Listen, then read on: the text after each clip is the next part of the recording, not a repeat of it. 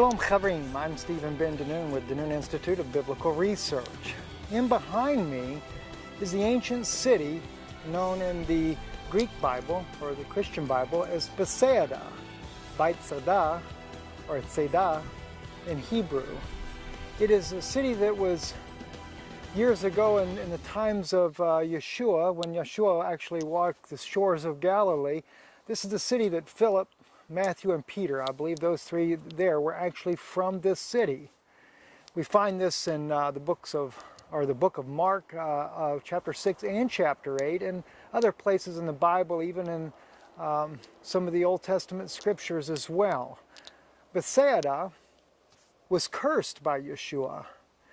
And he said in one place there, and just paraphrasing it, he says, "O Bethsaida, if the mighty works had been done in Sodom and Gomorrah that was done in thee, they had repented long ago in sackcloth and in ashes." Of course, Capernaum, he was typing the same way, which Capernaum is not far from this very area. In fact, Capernaum is just, a little bit south of here. Bethsaida, though, is just off the Jordan River.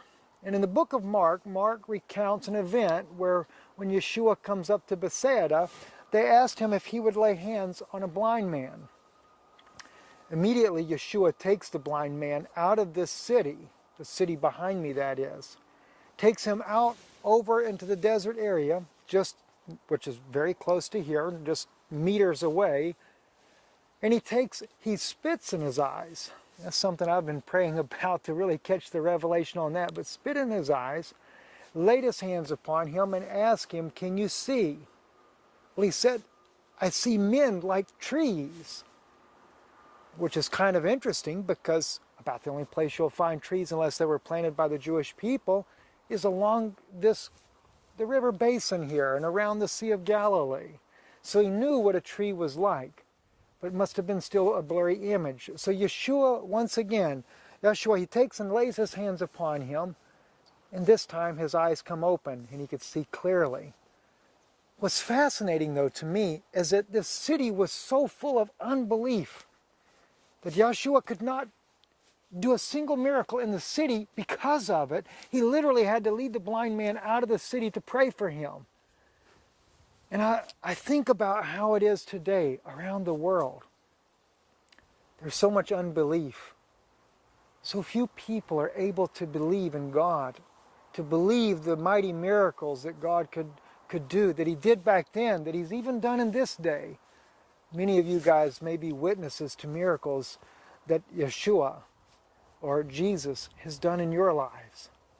For myself, I've seen the dead raised. I have seen the blinded eyes come open.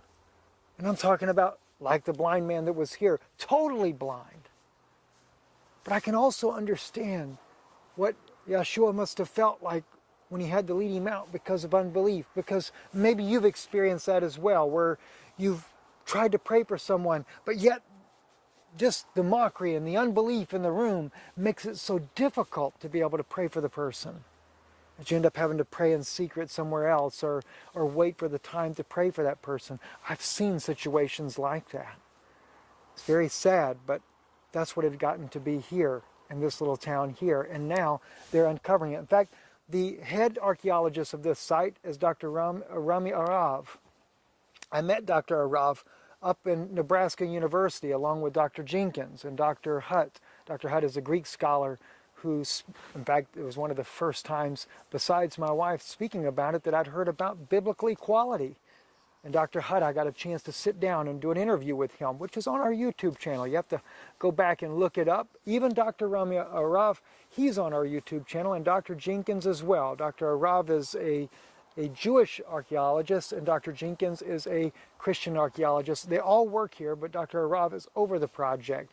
So look him up on our YouTube channel. It's probably been 2 or 3 years ago since I actually filmed them in Nebraska. It's when I first met Vivica Pontian from Sweden, who discovered the chariot wheels in the Gulf of Aqaba. But anyhow, what an incredible place to be. And to know, regardless of this city being cursed, to know that our blessed Savior, Yeshua, Jesus of Nazareth, literally walked on this very grounds. Shalom from Israel, from Bethsaida, Bethsaida. I'm Stephen Ben with the Noon Institute of Biblical Research.